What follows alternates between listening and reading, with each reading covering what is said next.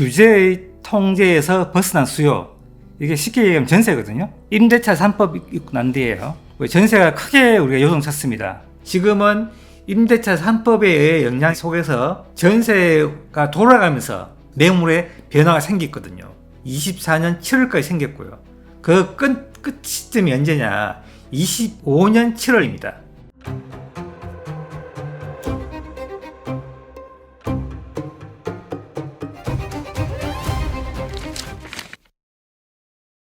안녕하세요. 부동산 프로파일러 김주영입니다. 최근에 이제 토호제가 재지정되면서 시장이 다시 좀 혼란스러워졌는데요. 시장에서 어떤 규제와 관계없이 움직이는 어떤 수요를 좀 보면서 시장을 좀 해석하고 싶은데요. 오늘은 규제의 통제에서 벗어난 수요, 이게 쉽게 얘기하면 전세거든요. 전세 수요가 어떻게 우리가 크게 움직이는지 그걸 보면서 우리가 조금 예측을 해보려고 해요. 근데 우리가 2020년 7월 달에 임대차 3법 있고 난 뒤에요.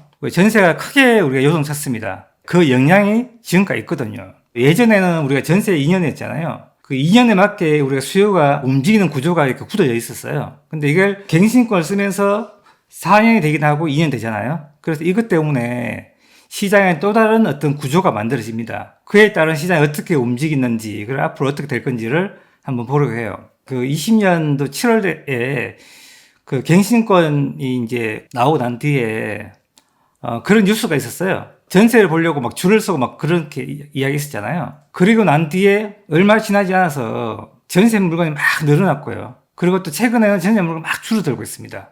그게 임대차 3법으로 만든 구조적인 어떤 그런 것 때문에 전 시장이 움직이고 만들어지고 있다, 그렇게 생각하거든요. 그림을 좀 보고 설명해 드릴게요. 22년 7월 달에 우리가 임대차 3법이 시행됐고요. 그 해부터 이제 2년 뒤에 갱신권을 쓰든지 안 쓰든지 거기는 이제 세입자 판단하잖아요. 그게 22년 7월이고 갱신권 쓴 사람이 24년 7월 돼서 이제 만기가 되죠. 그럼 24년 7월 돼 가지고는 20년 7월 달에 했던 것들이 시장의 어떤 임대차 3법의 영향에서 약간 벗어나는 해기도 합니다. 근데 이게 어떻게 만들어지냐면은 20년 7월에서 22년 7월까지 2년이잖아요. 그리고 22년 7월에서 24년 7월까지 또 2년이고, 그러면 21년도에서 2년 지나면 23년도 7월이겠죠. 그리고 23년도에서 2년 지나면 25년 7월 내년입니다. 그러면서 우리가 임대차 3법으로 해서 영향을 받는 해가 완전히 끝나는 해가 25년 7월이에요. 근데 요 사이에 매물의 변화가 어떻게 있었냐면은 20년 7월 달에 우리가 임대차 3법을 딱 발의했을 때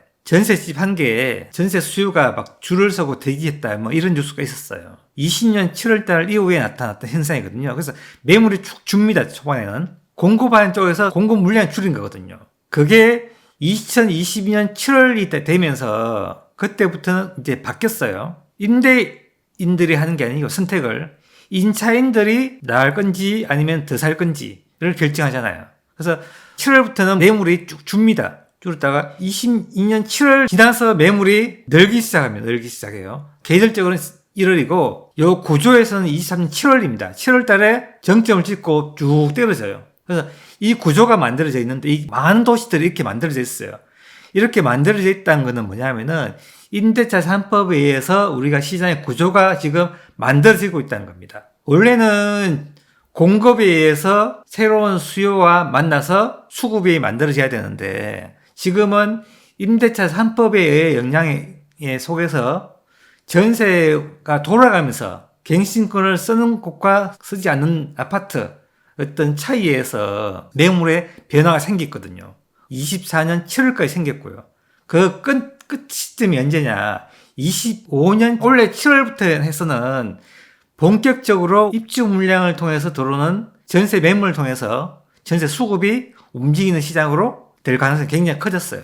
여기 밑에 표시했는 거는요, 우리나라 전체의 어떤 전세 수급입니다. 전체의 모습이 임대차 3법에서 만들어내는 그 매물의 어떤 구조에서 만든 매물하고 똑같이 움직였다는 거죠. 이 수급이. 21년 7월 매물 줄면서 전세 수급이 올랐고요. 129에서 여기서부터는 매물이 이제 조금 늘면서 122.3까지 떨어졌습니다.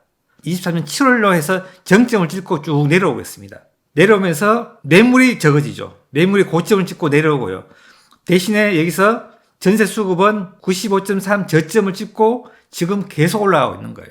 그렇게 해서 지금 이 구조가 예전에 이연에서 만들었던 어떤 움직임 모습이 4년 차에서 만든 모습으로 이제 완전히 시장에서 균형을 찾은 거죠. 최근에 또 뉴스 보게 되면은 또 이걸 원래대로 돌리겠다 합니다. 이 원래 돌리면요. 또 이게 구조가 흐트러지면서 또 가격이 요동치거든요. 그래서 지금은 제가 볼 때는 구조를 놔두는 게 좋아요. 원래는 돌리는 게 좋긴 한데 입주 물량이 없는 상태에 돌리게 되면 대혼란이 오게 됩니다. 그래서 지금은 조금 하지 않는 게 좋고요. 나중에 전세가 안정이 돼 있을 때 그때 아마 하는 게 더 나을 거라 저는 판단하고 있습니다.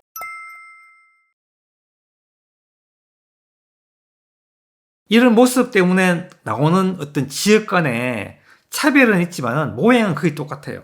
그래서 지금 그러면은 도시마다 전세의 어떤 매물의 변화와 전세 수급의 변화가 어떻게 되는지 한번 보도록 하겠습니다.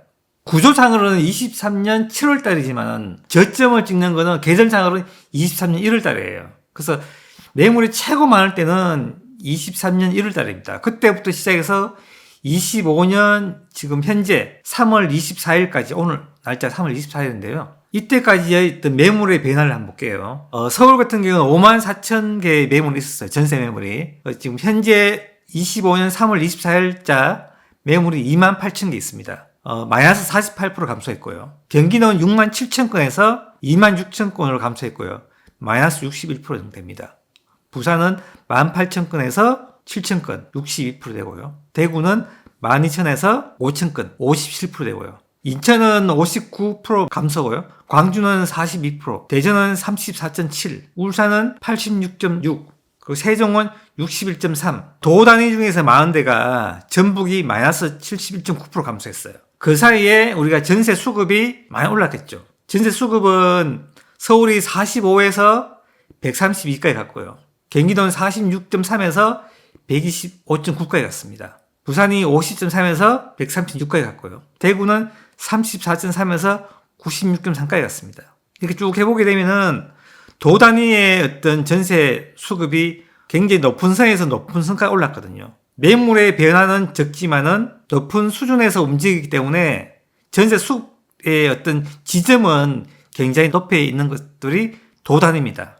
그래서 이걸 순위를 매겨보게 되면요. 매물 감소가 가장 많은 곳은 울산이고요. 두 번째가 전북입니다. 전주가 공급량이 급감했기 때문에 전주가 두 번째고요. 세 번째가 부산, 네 번째가 세종과 경기도가 똑같고요.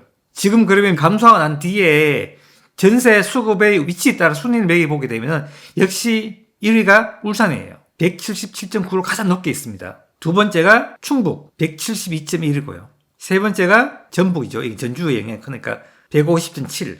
네 번째가 광주 150.6. 그리고 다섯 번째가 강원도 146.5 이렇게 되어 있습니다.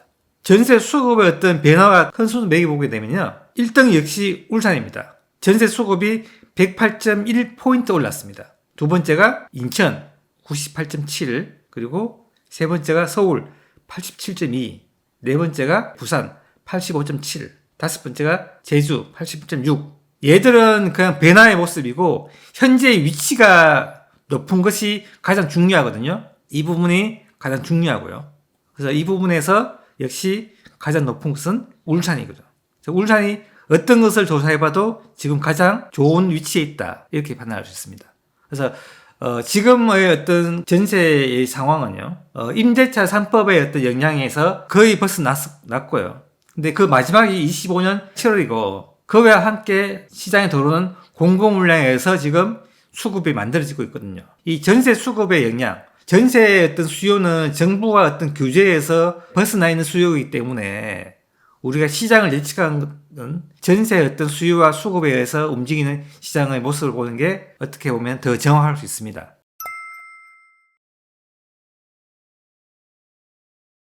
그래서 오늘은 규제가 나왔지만은 그 규제의 통계에서 벗어나 있는 전세의 모습으로 시장을 판단할 수 있는 것을 임대차 3법과 연결시켜서 한번 살펴보았습니다. 오늘 여기까지 하겠습니다.